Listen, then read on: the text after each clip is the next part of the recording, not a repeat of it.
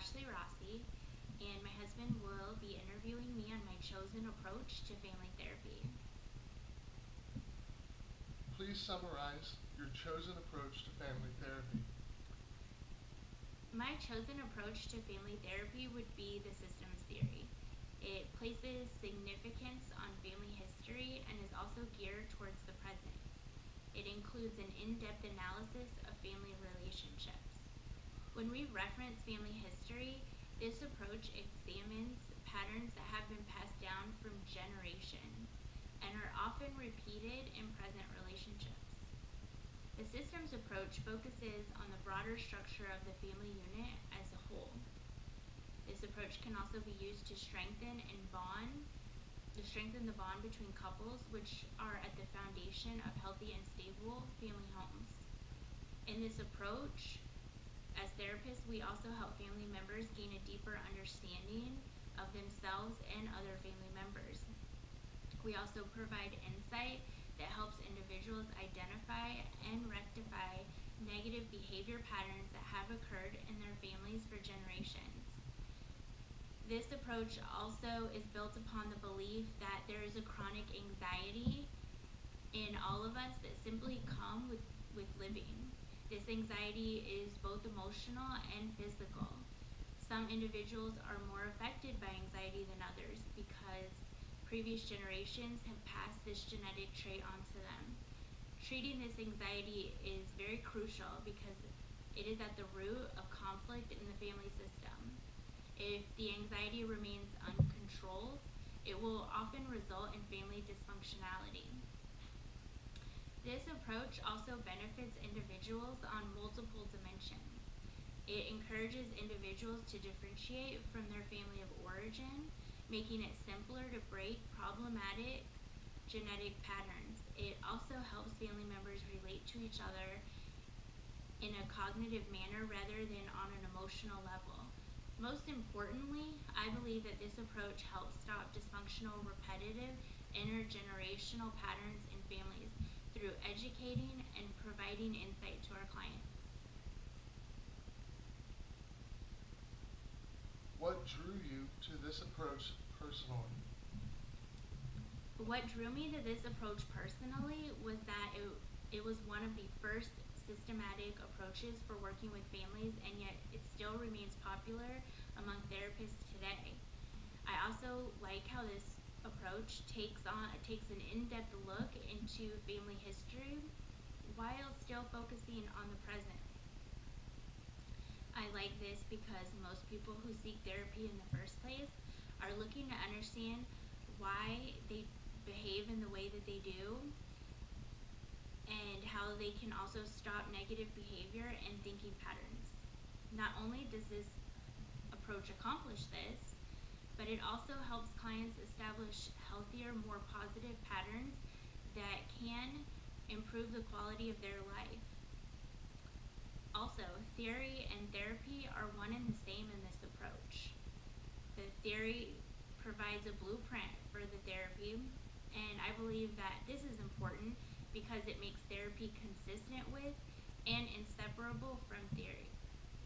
Because it is systemic in nature and controlled in focus and cognitive in practice, it is easy for us as therapists and for our clients to evaluate our progress. As a therapist, I can truly appreciate how Murray Bowen intertwined these two aspects of his approach.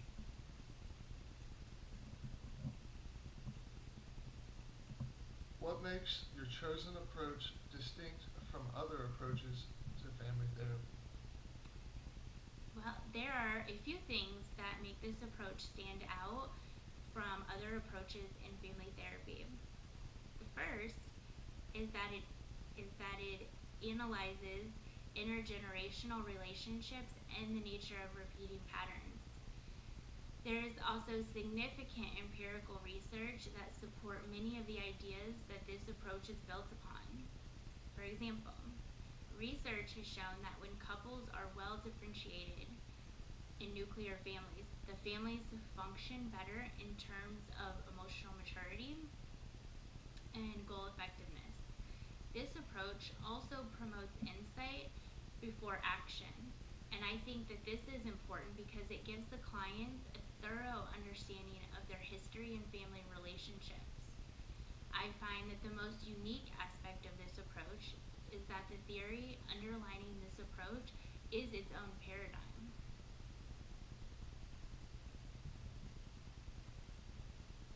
Can you describe any key interventions associated with this approach? Yes, the individual or couple is the unit of treatment in this approach. The goals of treatment include preventing triangulation, helping clients relate to each other on a cognitive level, and stopping dysfunctional and repeating patterns of family relations. When using this approach, techniques that I use include the genogram, going home again, detriangulation, person-to-person relationships, differentiation of self, and asking questions. Genograms are the primary technique that is used in this approach, and the genogram is a detailed visual representation of the client's family. They are used to depict repetitive patterns, coincidences, and the impact of change on families. When I use the going home technique in this approach, I instruct clients to actually go home in order to learn more about their family of origin. I think that this is extremely helpful when I'm trying to help clients increase their differentiation of themselves. Another technique that is used in this approach would be detriangulation, and this helps clients learn how to emotionally separate from other family members while also being in contact with them. So we're not completely cutting them off or not having contact, we're just helping the clients become more independent in their individual thinking. If a person who is triangled stays rational during times of emotional stress, they seldom become the attention of two other people.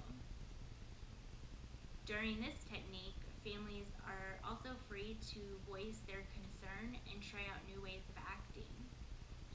Using the person-to-person relationship technique allows two family members to relate to each other personally.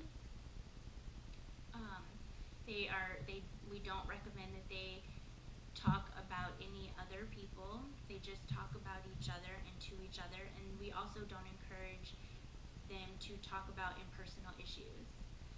This technique promotes intimacy between two family members and can strengthen their bonds. Another intervention in this approach is differentiation of self. This is a health emotional detachment that is both intrapersonal and interpersonal. When clients fail to differentiate themselves, it can often result in what we therapists call fusion. And fusion takes place when people are dominated by their automatic emotional system. Individuals also can become less flexible. They have a harder time adapting, and they are more emotionally dependent on other people that are around them. One of the last techniques that we use with this approach is asking questions. Therapists often refer to asking questions in this technique as magic bullets. The questions are viewed as a major tool for this approach because asking these questions pertain to when, who, and what next type of questions. These questions help draw out each person's role in the relationship patterns and